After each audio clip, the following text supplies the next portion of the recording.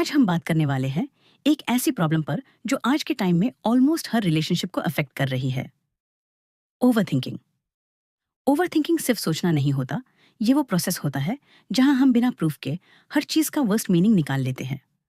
और रिलेशनशिप में ये चीज धीरे धीरे कनेक्शन को वीक कर देती है। शुरुआत में ओवरथिंकिंग केयर जैसी लगती है। रिप्लाई क्यों लेट आया? टोन थोड़ा अलग क्यों था? आज पहले जैसा फील क्यों नहीं हुआ? पर धीरे धीरे ये सवाल कंसर्न से सस्पिशन बन जाते हैं और यहीं से रिलेशनशिप का डैमेज स्टार्ट होता है। सबसे पहली प्रॉब्लम यह होती है कि ओवरथिंकिंग रियलिटी और इमेजिनेशन के बीच का डिफरेंस मिटा देती है। जो हुआ ही नहीं, हम उसे भी सच मान लेते हैं। एक छोटी सी बात को 100 एंगल से सोचना और हर एंगल में नेगेटिव कंक्लूजन निकाल लेना।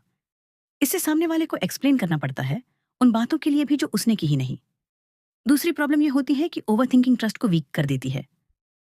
जब आप हर बात पे क्वेश्चन करने लगते हो तो सामने वाले को लगता है कि उस पे भरोसा ही नहीं है, और जहां ट्रस्ट कम होता है वहां कंफर्ट भी खत्म हो जाता है। तीसरी प्रॉब्लम यह होती है कि ओवरथिंकिंग कम्युनिकेशन को फाइट में बदल देती है। सिंपल बात जो कामली डिस्कस हो सकती थी वो आर्ग्यूमेंट बन जाती है, क्योंकि ओवरथिंकिंग में हम बात करने से पहले ही डिसाइड कर लेते हैं कि सामने वाला गलत है। अब सवाल आता है, लोग ओवरथिंक क्यों करते हैं? सबसे कॉमन रीजन होता है पास्ट एक्सपीरियंस। जो लोग पहले हर्ट हो चुके होते हैं वो फ्यूचर में हर चीज को अलर्ट मोड में देखते हैं। उनके लिए साइलेंस भी डेंजर लगता है और डिस्टेंस भी। दूसरा रीजन होता है लैक ऑफ रिएश्योरेंस। जब रिलेशनशिप में क्लैरिटी और सिक्योरिटी कम होती है तो दिमाग ऑटोमेटिकली वर्स्ट सिनेरियोज बनाना शुरू कर देता है। तीसरा रीजन होता है सेल्फ डाउट।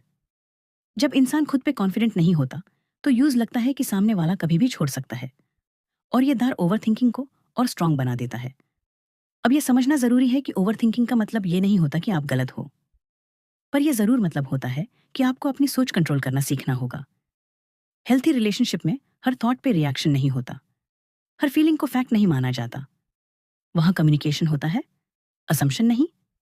अगर आप ओवरथिंक कर रहे हो तो सबसे पहले खुद से पूछो, इस बात का मेरे पास एक्चुअल प्रूफ है या मैं सिर्फ इमेजिन कर रहा हूं?